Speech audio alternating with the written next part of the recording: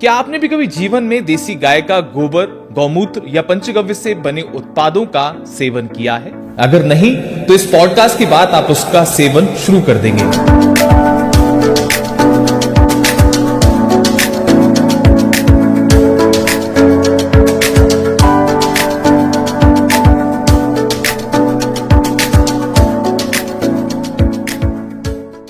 IIT Bombay से रसायन शास्त्र में पीएचडी किया था और संयोग से मैं गौमूत्र अनुसंधान से जुड़ा। फिर मैंने ये पाया कि गौमूत्र एक औषधि है। करीब मैंने 300 सैंपल बनाए जो फेल हुए और अंत में को सफलता हो गई। जब मैंने फ्लेवराइज गौमूत्र बना लिया, इतना फ्लेवराइज कि पीने वाले को मालूम नहीं पड़ता वो गौमूत्र पी रहा है या एक फ्लेवर्ड ड्रिंक पी रहा है। Gold and silver. महाराष्ट्र के गांव का एक गरीब व्यक्ति, उसका HIV का धन्यवाद आया। 170 था CD4 वैल्यू, यानी वो एड्स का पेशेंट था। तो इसको बेडरूम तक पहुंचाने के लिए 2 इशू थे। It is the best immunity booster of the nature, और मेरे ख्याल से हिंदुस्तान के हर ज़िले में अवेलेबल है। इतना प्रचार हो चुका है इसका। जो सौभाग्यशाली होगा वो मेरी बात मानेगा, जो दुर्भाग्यशाली होगा, ठीक होना उसके भाग्य में नहीं है तो नहीं मानेगा। क्या आपने भी कभी जीवन में देसी गाय का गोबर, गौमूत्र या पंचगव्य से बने उत्पादों का सेवन किया है?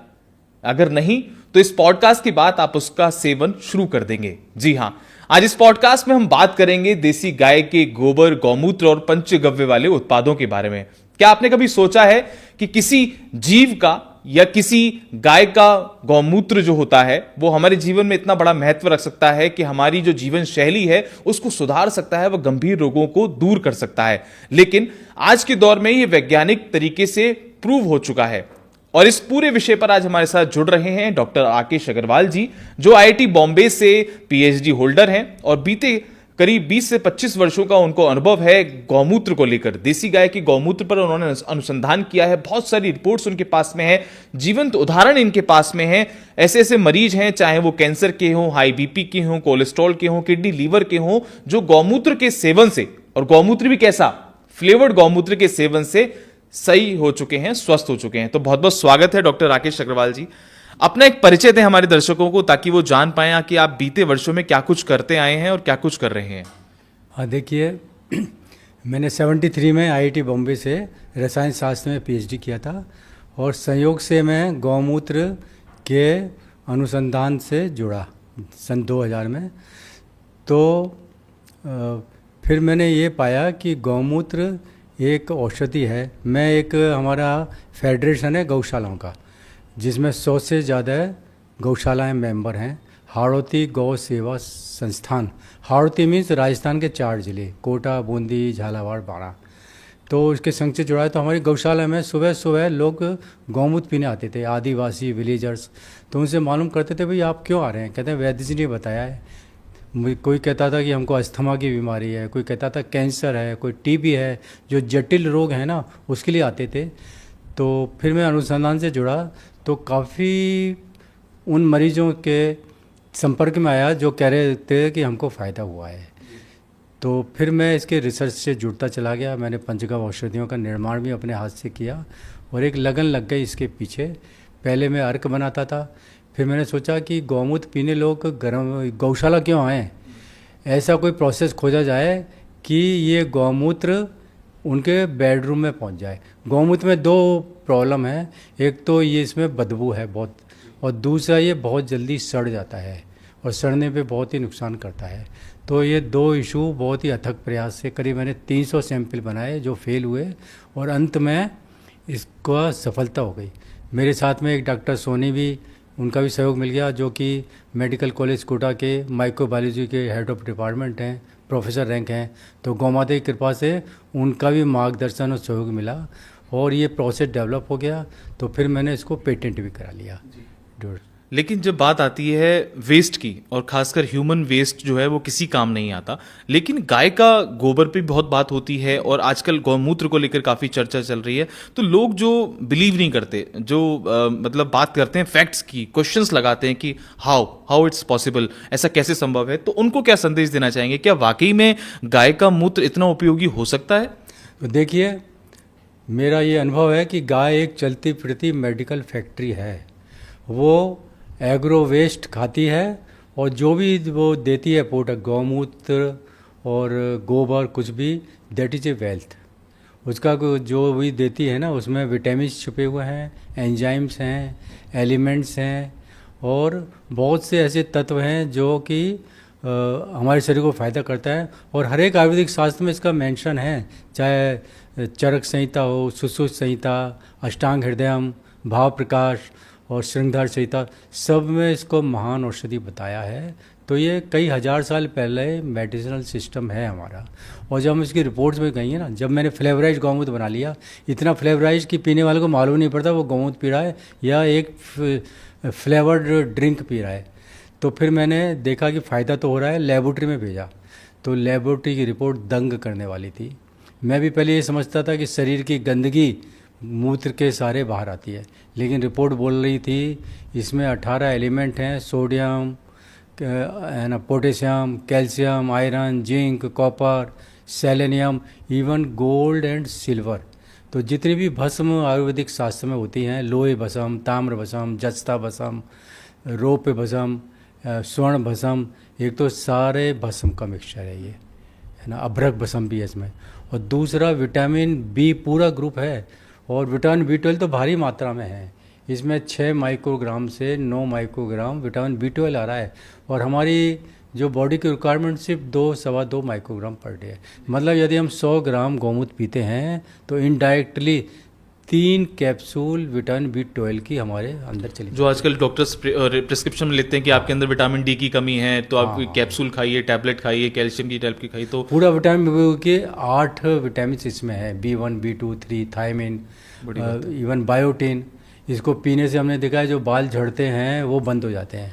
लेकिन डॉक्टर साहब, बीते वर्षों में ऐसा क्या सिस्टम हुआ, क्या ऐसी एक गैप रहा जो हमने अपनी गाय को नकार दिया? श्वेत क्रांति हुई, हरित क्रांति हुई, गाय तो लोगों के घरों से चली गई, खेतों से चली गई, तो उसको लेकर आप क्या मानते हैं? देखिए, ये वैज्ञानिक युग है। जब तक वैज्ञानिक प्रयोगशालाओं में वैज्ञानिक अप्रूव नहीं करते ना, तब तक लोग बिलीव नहीं करते। और मैं इसको वैज्ञानिक टच देने के लिए लेबोरेटरी में ले गया। तो देखिए, एक तो हमारे शरीर के जो आवश्यक हैं वो है एलिमेंट्स, है ना, दूसरे हैं विटामिन्स, और तीसरा इसमें है एंजाइम्स। तो इसमें एंजाइम्स का भी पूरा भंडार है, लाइपेज, प्रोटीएज, एमाइलेज, और सबसे आश्चर्यजनक चीज़ है इसमें यूरोकाइनेज है। यूरोकाइनेज जो है ना, बॉडी के क्लॉट्स को डिजोल्व करता है। अच्छा, जो क्लॉटिंग की समस्या आती है अक्सर। यूरोकाइनेज का सबसे पहले पेटेंट लिया था चाइना ने, जब मोरारजी देसाई ने डिक्लेयर किया मैं रोज स्वयंमूत्र पीता हूँ, तो यूरोकाइनेज ही निकाला उन्होंने स्वयंमूत्र का, और FDA से अप्रूवल लेकर उन्होंने उसके इंजेक्शन बना दिए, और ये लाइफ सेविंग ड्रग साबित हुआ। उन्होंने अरबों डॉलर कमा लिए। कितनी बड़ी बात है। जिस चीज़ पे हम विश्वास नहीं करते। तो स्वयंमूत्र भी जो है ना, आयुर्वेद का एक पार्ट है, एलोंग विथ काउ यूरिन। पहले लोग अपना उपचार भी उसी से करते थे। उसी से करते हैं। तो उसमें भी एंजाइम्स हैं। एंजाइम्स जो है एक कैटलिस्ट होते हैं जो हमारी बॉडी की एक्टिविटीज़ को बढ़ा देते हैं। एंजाइम जो है ना हमारे हर सेल में एक्टिव है, तो बॉडी के डिफरेंट फंक्शंस वो रेगुलेट करता है। डॉक्टर साहब, एक चीज़ और मैं जानना चाहूँगा, जब हम अक्सर गौशालाओं का भ्रमण करते हैं, डेयरी फार्म जाते हैं, तो किस तरीके की गाय का चुनाव होता है जब आप लोग गौमूत्र कलेक्ट करते हैं? क्या छोटी, बड़ी? और बीच में एक ऐसी खबर भी आई थी कि जो अस्वस्थ गाय है, अगर आप उसका गौमूत्र का सेवन करेंगे तो आप बीमार हो जाएंगे, उससे बेहतर है कि आप किसी भैंस का मूत्र का सेवन करें। तो ऐसे भी कुछ लोग भ्रांतियां फैलाते हैं। तो कौन सी गाय का गौमूत्र आप लोग कलेक्ट करते हैं और क्या सही है? देखिए, बीइंग ए साइंटिस्ट, जितने भी मूत्र हैं, देसी गाय का, विदेशी गाय का, भैंस का, सबको हमने लेबोरेटरी में भेजा, और ये पाया कि एलिमेंट्स, विटामिन दूसरे मूत्र में हैं लेकिन बहुत कम है, गाय में सबसे ज़्यादा है। और गोल्ड और सिल्वर तो बिल्कुल भी नहीं है भैंस के मूत्र में और विदेशी मूत्र में। और एंजाइम्स, इवन हार्मोन्स भी होते हैं प्रेग्नेंट गाय में, एस्ट्रोजन, प्रोजेस्टेरोन, एस्ट्राडायल और मेलेटोनिन, एस्ट्राडायल, ये सारे हार्मोन्स भी हैं, लेकिन सिर्फ प्रेग्नेंट गाय में। तो ये चलती फिरती मेडिसिन फैक्ट्री है ना, इसमें कोई डाउट नहीं है। ये लेबोरेटरी रिपोर्ट्स कहती हैं, मैं उतना ही बोलता हूँ जो लेबोरेटरी रिपोर्ट्स कह रही है, मेरी फाइल में रिपोर्ट्स, फैक्ट्स के अकॉर्डिंग। हाँ जी। और अगर बीमारियों की बात करें और खासकर किन लोगों को इसका प्रयोग करना चाहिए यानी सेवन करना चाहिए और किन लोगों को इससे बचना चाहिए, क्योंकि कहते हैं कि वात और कफ का मैनेजमेंट करता है गौमूत्र का अगर हम सेवन करते हैं, लेकिन जिनका पित्त बढ़ा हुआ होता है तो उनके लिए क्या ये नुकसानदेह होता है या इसको अलग तरीके से लिया जाता है, कुछ ऐसा भी है? देखिए, कई लोग कहते हैं साहब हमको गर्मी करता है, पित्त करता है, तो उसका ये है कि जितना डोज होता है वो या तो उससे कम लेते हैं या ज़्यादा लेते हैं। अच्छा। और दूसरा जो नियम है, क्योंकि it is loaded with many elements, vitamins, तो इसको पानी में मिलाकर लेना चाहिए। देखिए, इसमें 18 एलिमेंट्स हैं, वो जब अपना फंक्शन पूरा कर देते हैं ना, तो ये बॉडी में फॉरेन मैटर होते हैं, तो बॉडी उनको बाहर करने की कोशिश करती है, इसके लिए पानी का सपोर्ट चाहिए। तो गौमूत्र में कम से कम 5-6 गुना पानी मिलाकर पीना चाहिए, नहीं तो फिर कहते हैं पित्त कर गया, गर्मी कर गया, यानी कॉन्सेंट्रेट होता है तो वो दिक्कत करेगा। और ये एक लैक्जेटिव भी है, आयुर्वेद में विरेचन कहते हैं ना, विरेचन करता है जी। तो पहले दिन जब ये पीते हैं ना तो लूज मोशन 2-3 बार हो जाते हैं, इसी से घबरा के लोग कहते हैं कि गर्मी कर गया, लेकिन गर्मी नहीं करता, इसने अपना काम चालू कर दिया, डिटॉक्स कर रहा है आपकी बॉडी, डिटॉक्स करता है, क्लींजिंग कर रहा है। ये हमारा जो है ना हाथों में जो है ना कचरा जमा रहता है सालों का, उसकी सफाई करता है ये जी। डिटॉक्सी। अभी हाल फिलहाल में मैंने सुना है कि आप कोई रिसर्च कर रहे हैं स्टेम सेल्स को लेकर, उसके बारे में हमारे दर्शकों को बताइए कि और क्या क्या अनुसंधान चल रहे हैं। जैसे गोल्ड तो प्रूवन हो चुका है कि गाय की गौमूत्र में, देसी गाय की गौमूत्र में गोल्ड तक पाया गया है, तो और क्या क्या रिसर्च चल रही है इसके ऊपर? क्योंकि आजकल लोग ना प्रश्न करते हैं, हालांकि हमारा सनातन धर्म में गाय का महत्व है, पंचगव्य का महत्व है, अमृत मंथन के बाद कामधेनु गाय हमारे बीच आई थी, तो हर चीज़ का महत्व है, केवल एक गाय ही ऐसी है जो हमें देती है, हमसे कुछ लेती नहीं है। तो उसके बारे में बताइए कि क्या है ये स्टेम सेल्स और क्या क्या रिसर्च आप लोग कर रहे हैं? ये जो मैंने पेटेंट लिया था करीब 5 साल पहले, और काफ़ी जो है ना मरीजों को दिया, और मेरा खुद का भी बहुत फ़ायदा हुआ। हमारे परिवार में जेनेटिक मान लीजिए हार्ट डिजीज़, पिताजी को हार्ट अटैक हुआ था, हमारे भाइयों का जो है ना वो बाईपास हो चुका है। अब मैं बच गया तो मैं घबरा के डॉक्टर के पास पहुंच गया, भैया मेरा भी चेक कर लो कब नंबर आएगा बाईपास का। तो उन्होंने कहा कि आपका तो यंग हार्ट है, आपका EF वैल्यू 70 आ रही है मैक्सिमम, आपकी कोई नहीं है क्लियर का, लेकिन एक कमी है, क्या आपका कोलेस्ट्रॉल बहुत नीचे चला गया, 108 130 होना चाहिए, आप जो है ना मक्खन अंडे ये खाओ, कोलेस्ट्रॉल बढ़ाओ। उल्टा जो लोग मना करते हैं आपको कहा कि खाओ। हाँ हाँ, अरे वाह। जबकि हमारे भाइयों का सबका आता है। तो हमने ये देखा है कि कोलेस्ट्रॉल बहुत फास्ट डाउन करता है और हार्ट के लिए बहुत ही अच्छा टॉनिक है। तो इस 77 साल की उम्र में भी मेरा 70 है एजेक्शन फैक्टर, जो कि मैक्सिमम रेंज में। तो जीवंत उदाहरण है आप। ये जीवंत उदाहरण है। बहुत सुंदर। और क्या क्या दवाइयाँ संजीवनी रस के अलावा और क्या क्या दवाइयाँ बन रही हैं गौमूत्र से? जैसे कि एक हमने डेयरी के बारे में सुना था, वेदश्याम पुरोहित जी हैं, वो भाबर जगह पड़ती है गुजरात में, बनासकांठा, वो गौमूत्र कलेक्ट कर रहे हैं गाँव से और उसमें से तमाम दवाइयाँ बना रहे हैं खेती के लिए, बायो एनहेंसर बनाए, बायो फर्टिलाइजर बना रहे हैं। तो क्या ऐसी भी दवाइयाँ बन सकती हैं जैसे कि जो हम गौ आधारित कृषि की बात करते थे? देखिए, एक तो ये चीज़ ध्यान में रखना चाहिए कि गौमूत्र सड़ बहुत जल्दी जाता है। हमने लेबोरेटरी में निकाला था कि इसके बैक्टीरिया से प्रोटेक्शन कितने घंटे तक हो सकता है, तो सिर्फ 3 घंटे तक इसको इस्तेमाल कर सकते हैं। बाद में कोई भी सड़ी हुई चीज़ पिएंगे तो नुकसान करेगा। तो गौमूत्र जो बदनाम हुआ उसका कारण ये है कि लोग जो है ना सुबह कलेक्ट करते हैं, शाम तक पीते रहते हैं। इसमें 2 बैक्टीरिया पाए गए हैं, एक तो ई कोलाई, दूसरा स्टेफिलोकोकस। और ये भी गाय के शरीर से नहीं आते, आजकल हमारा वातावरण प्रदूषित है, ड्यूरिंग कलेक्शन ये आ जाते हैं। ई कोलाई तो गोबर में ही रहता है ना। ये अपॉर्चुनिस्टिक बैक्टीरिया है, जब तक हमारी आंतों में है तब तक ये हमारी हेल्प करता है, भोजन में पाचन करता है जी। और यदि हमारे फूड में चला गया, ब्लड में चला गया, then it will create havoc. ये जो यूरिनरी ट्रैक्ट इन्फेक्शंस होते हैं, ये उसके लिए ई कोलाई जिम्मेदार है और स्टेफिलोकोकस जिम्मेदार है अपना गले के लिए, खांसी के लिए, फल के। तो दोनों ये हमने जो देखा कि ये पाए गए हैं। जो हमारे माइक्रोबायोलॉजिस्ट हैं उन्होंने कहा कि 2 के अलावा कोई भी बैक्टीरिया इसमें नहीं है। और फिर डिपेंड करता है कि गाय यदि प्रदूषित वातावरण में है तो ज़्यादा बैक्टीरिया होंगे हवा में और वो भी उसमें आ जाएंगे। तो अगर स्वच्छ वातावरण में खड़ी है तो ई कोलाई आता है गोबर से, और स्टेफिलोकोकस तो आजकल हर जगह फैला है, लोग जगह जगह थूकते हैं, जर्दा खा के, थूक में स्टेफिलोकोकस होता है। तो ये ड्यूरिंग कलेक्शन यदि एक भी आ गया ना तो ई कोलाई तो 1 घंटे में 8 गुना बढ़ता है। तो बड़ी सावधानी से इसका कलेक्शन किया जाए। सावधानी से कलेक्शन नहीं हो पाता, इसलिए हमने प्रोसेस डेवलप किया कि जितने भी हैं हम ऑर्गेनिक कुछ चीज़ें डालते हैं वो किल हो जाता है। लेकिन 3 घंटे बाद, इसको लैग पीरियड कहते हैं, 3 घंटे बाद अगर हम करेंगे ना, तो जब बैक्टीरिया ग्रो होते हैं तो इससे कुछ टॉक्सिक पदार्थ पैदा होते हैं। तो हम ट्रेनिंग में ये बताते हैं कि जो सुबह सुबह का पहला गौमूत्र लें और 3 घंटे के अंदर कंप्लीट प्रोसेस करके पैक कर दें। और क्या इसको डायरेक्ट भी लोग ले सकते हैं कि जैसे बहुत सी ऐसी वीडियोस आती हैं सोशल मीडिया पे वायरल होती हैं कि छोटी सी बछिया है, न्यू बॉर्न बछिया, और लोग सुबह गौशाला में गए और डायरेक्ट उसको कंज्यूम कर लिया, तो क्या वो कॉन्सेंट्रेट नहीं होता, वो परेशान नहीं करेगा ये इंसान देखिए, हमारा जो है ना वैद्य जी यही कहते हैं कि जाओ ताज़ा लो हमेशा। तो इसका एक साइंटिफिक रीज़न है, जो ताज़ा गौमूत्र है उसमें बैक्टीरिया बहुत कम होगा।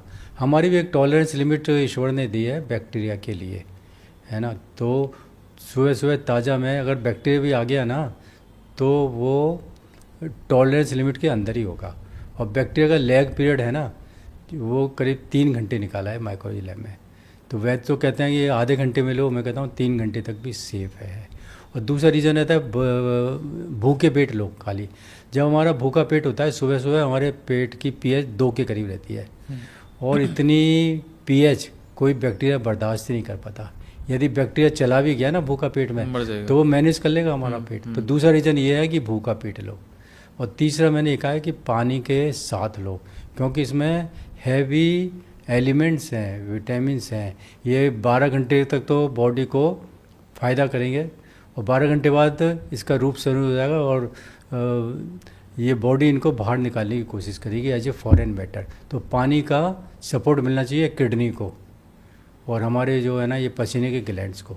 तो पानी खूब पीना चाहिए, तब ये पित्त नहीं करेगा, गर्मी नहीं करेगा, और फायदा ही करेगा। डॉक्टर साहब, एक चीज़ आजकल युवा हर चीज़ में प्रश्न चाहते हैं कि मतलब कि ऐसा क्यों गौमूत्र, मतलब इसको लेके जैसे अगर हम आज ही पॉडकास्ट अपना पोस्ट करेंगे आने वाले समय में, तो लोग उस पर कमेंट करेंगे, बहुत गंदे गंदे भद्दे कमेंट करेंगे, जिन लोगों का विश्वास नहीं है, सनातन जो धर्म को नीचा दिखाने का प्रयास करते हैं। तो आपके पास कुछ ऐसे जीवन तो उदाहरण है, हालांकि आपने खुद अपना एक एग्जाम्पल दिया कि आपको हार्ट की दिक्कत थी, हेरिडिटी आपके पूरे परिवार में थी, लेकिन कुछ ऐसी गंभीर समस्याएं, जैसे आजकल HIV एक गंभीर रोग है। मैं आपकी रिसर्च पढ़ रहा था तो उसमें आपने लिखा, ये भी मेंशन किया कि HIV जैसे गंभीर रोग, कैंसर जैसे गंभीर रोग भी इससे सही हुए हैं। तो कुछ ऐसे लाइव एग्जाम्पल्स आपके पास? मेरे पास तो धन्यवाद का ढेर लगा हुआ है जो रोजाना आते हैं। एक जो है ना महाराष्ट्र के गांव का एक गरीब व्यक्ति, उसका HIV का धन्यवाद आया। उसका जो है ना 170 था CD4 वैल्यू, यानी वो एड्स का पेशेंट था, और सरकारी दवाएं भी ले रहा था, लेकिन वो स्टेबल बना हुआ था वैल्यू। लेकिन जब उसने गौमूत्र भी लेना चालू किया ना, तो वो इस संकट से पार हो गया, और वो गौमूत्र भक्त हो गया। तो मैंने इंटरव्यू लिया, मैंने कहा दूसरे HIV पेशेंट को भी आप रिकमेंड करेंगे गौमूत्र की? हाँ। कहता है लेकिन कोई मेरी बात मानता नहीं है। फिर वो खुद ही कहने लगा, जो सौभाग्यशाली होगा वो मेरी बात मानेगा, जो दुर्भाग्यशाली होगा, ठीक होना उसके भाग्य में नहीं है, तो नहीं मानेगा। तो एक अनपढ़ व्यक्ति भी समझ गया कि गौमूत्र की कृपा है।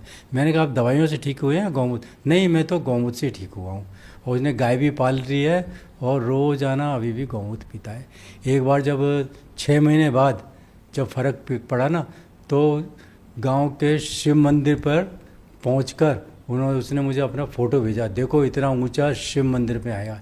एक HIV का, बल्कि CD का है ना, एड्स का पेशेंट इतनी पहाड़ी पे चढ़ जाए, तो it was a big achievement for him with in 6 month of taking गौमूत्र। और कुछ ऐसे एग्जाम्पल्स बताना? और देखिए, मैंने फर्दर किया ना, तो पिछले ज़माने में 2 औषधियाँ बड़ी दुर्लभ थी, और राजा महाराजा अमीर लोग लेते थे। एक तो शिलाजीत, हिमालय की 18,000 फुट की ऊंचाई से ऊपर मिलता है ना। लोग कहते हैं शिला रेयर होता है, उसमें डुप्लीकेसी बहुत चल रही है। हाँ, शिला, वो लोग कहते हैं शिला से पैदा हो। मैं तो बताऊंगा वो पैदा क्या होता है। एक शिलाजीत और दूसरा स्वर्ण भस्म, आज भी दुर्लभ है। तो हमारे आश्चर्य का ठिकाना नहीं रहा। शिलाजीत 2 जगह मिलता है, एक हिमालय की ऊंचाई पर और एक गाय के पेट में बनता है, और वो गौमूत्र में आता है। सच में? गौमूत्र में भी शिलाजीत अच्छी मात्रा में पाया गया। तो हमको ये रीज़न समझ में आ गया कि शिलाजीत है गौमूत्र में, इसलिए ये बहुत इफ़ेक्टिव है। हर एक आयुर्वेद ग्रंथ में लिखा है कि पृथ्वी पर ऐसी कोई बीमारी नहीं है जिसे शिलाजीत ठीक ना कर सके। ये चरक संहिता में, सुश्रुत संहिता में, अष्टांग हृदय में, श्रांगधर संहिता और जो है भाव प्रकाश, सब में ये लिखा हुआ है। तो एक तो रीजन गौमूत्र काम कर रहा है शिलाजीत, और दूसरा स्वर्ण भस्म भी बहुत ही है ना रिमार्केबल दवा है। अथर्ववेद में लिखा हुआ है, स्वर्ण से बल बढ़ता है, तेज बढ़ता है, ओज बढ़ता है और दीर्घायु होता है। ये अथर्ववेद जो है ना आयुर्वेद का प्राइमरी ग्रंथ है, उसमें पूरा श्लोक है श्रवण के फायदे से। तो इन दोनों को कॉन्साइड करें तो मालूम पड़ता है कि हर बीमारी कोई ठीक कर रहा है तो क्यों कर रहा है। विटामिन तो है इसमें, बिल्कुल। हाँ, मेरी पत्नी की रिपोर्ट आई तो डॉक्टर ने टोक दिया, आपका विटामिन B12 अपर लिमिट से भी बहुत ऊंचा जा रहा है, नुकसान करेगा, आप गोलियां लेना बंद कर दो। तो मैंने उनको कहा किया कि अल्टरनेट कर दो ये, तो इसमें नुकसान नहीं है। लेकिन क्या है ना, जो पैरामीटर्स है ना, जैसे कोलेस्ट्रॉल बिलो नॉर्मल जा सकता है, तो मैंने 2-3 महीने बंद कर दिया, 150 पे आ गया, आई वॉज सेटिस्फाई। फिर लेना चालू किया, अभी पिछले महीने रिपोर्ट फिर 113 आई। तो एक तो जो है ना कोलेस्ट्रॉल का इशू हो जाता है, और दूसरा विटामिन भी एबव लिमिट पहुंच जाते हैं। बिल्कुल। ट्रस्ट की बात आती है, लोग जब भी जैसे किसी को नॉर्मल बीमारी भी हो या थोड़ी बहुत समस्या होती है, कफ एंड कोल्ड हो जाता है, सिर में हेडेक होता है, तो जाके एलोपैथी की कोई भी दवाई ले लेता है। लेकिन जब हम बात करते हैं पंचगव्य से बनी हुई दवाइयों की, आयुर्वेदिक दवाइयों की, देसी गाय के घी, गोबर, गौमूत्र, इन सब चीज़ों से बने हुए प्रोडक्ट्स की, तो लोग बिलीव नहीं करते, उनके अंदर ना विश्वास की कमी है।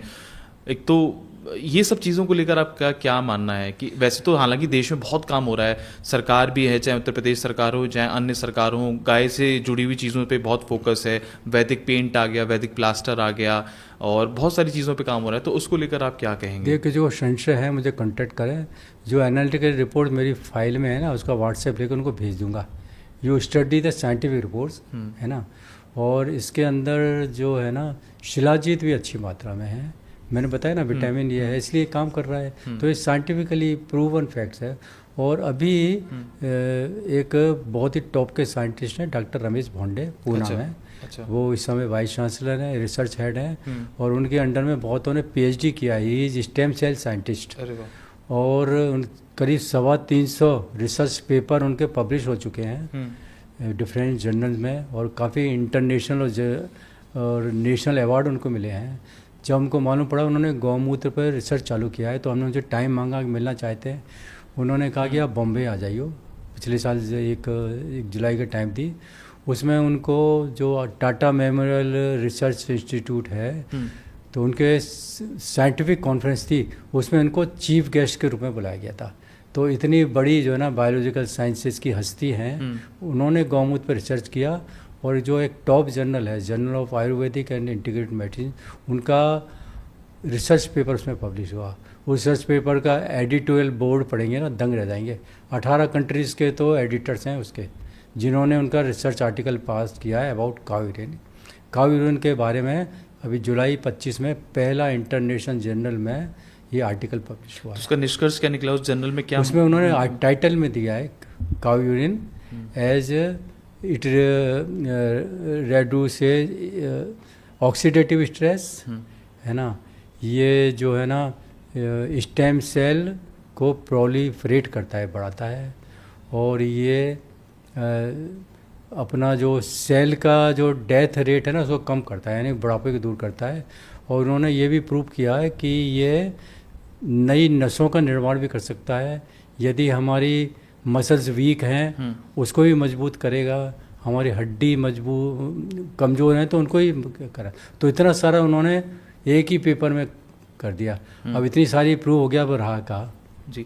लेकिन डॉक्टर साहब, एक चीज़ मेरे मन में प्रश्न उठता है कि पहले की गाय, आज से अगर कुछ वर्ष पहले जाएं, और आज की गाय, क्योंकि आजकल गाय खूंटे से बंधी हुई है, गाय बाहर चरने नहीं जा रही है, एक ही स्थान पे गायों को हम रख रहे हैं, तो क्या वो गाय इतनी प्रोडक्टिव तरीके से काम कर पाएगी? उसके दूध में, उसके गोबर में, उसके गौमूत्र में इतनी सारी चीज़ें होंगी। क्योंकि पहले जो गाय जाती थी, कहते थे पशुचर भूमि होती थी, गौचर भूमि होती थी, तो वहाँ पर वो जड़ी बूटियाँ चर के आती थी, और फिर वही उसके दूध में उसके जो भी चीज़ें होती थी फैक्टर्स निकलते थे। तो क्या इसमें फ़र्क है दोनों चीज़ों में? देखिए, आपका कहना बिल्कुल ठीक है। और देखिए, जो चक्की में जिस क्वालिटी का अनाज डालेंगे उसी क्वालिटी का तो गेहूँ आएगा, तो उसकी क्वालिटी का खाना क्या है उस पर बहुत डिपेंड करता है।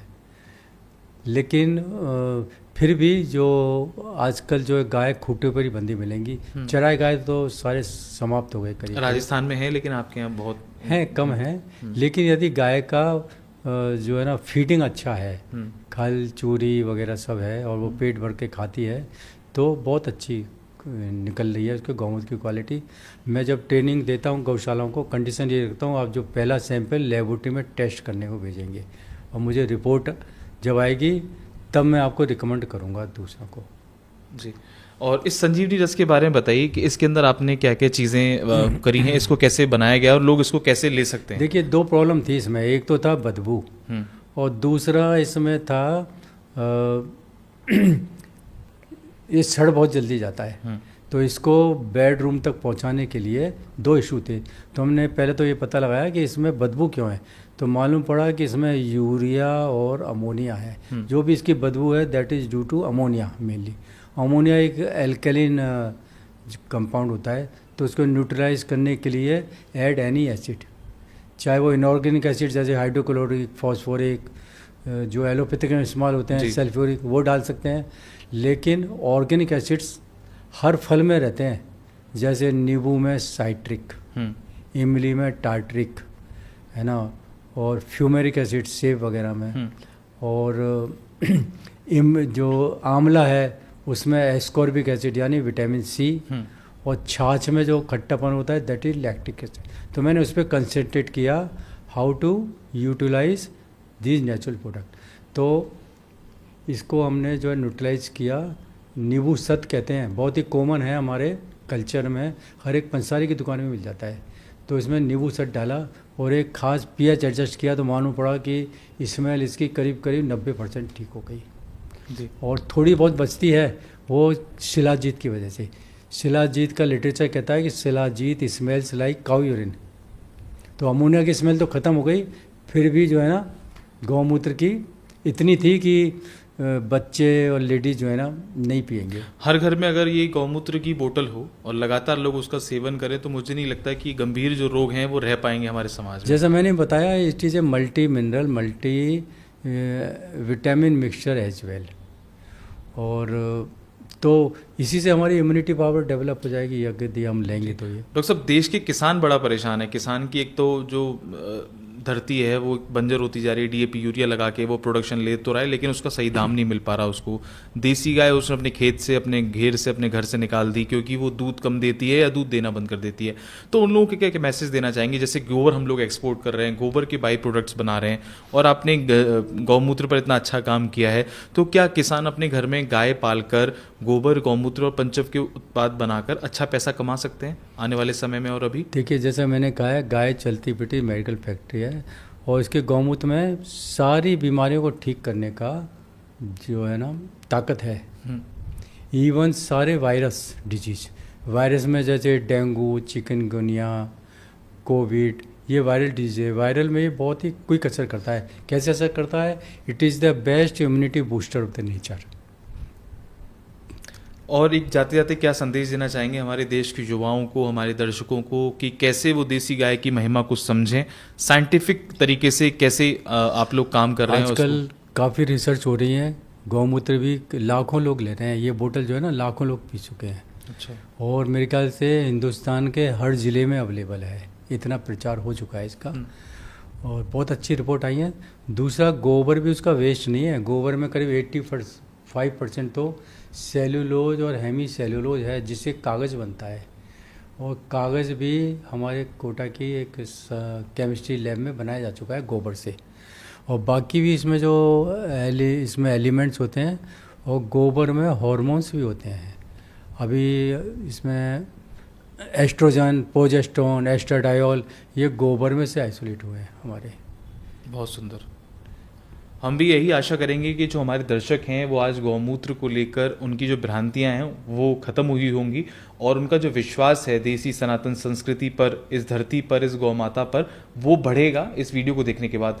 डॉक्टर साहब से जितनी भी रिपोर्ट्स हैं वो हम लेकर अपनी इस वीडियो के माध्यम से आपके साथ साझा करने का प्रयास करेंगे ताकि आपके जो भी प्रश्न हो वो दूर हो पाए।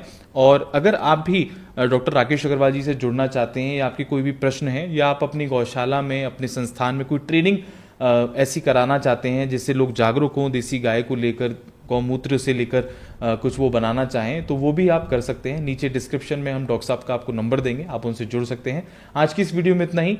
हमारा उद्देश्य है कि हम देसी गायों को बचाएं, अपनी इस धरती को बचाएं ताकि ये उपजाऊ बने और हमारा समाज स्वस्थ रहे। आज की इस पॉडकास्ट में इतना ही। धन्यवाद। जय गौ माता, जय गोपाल।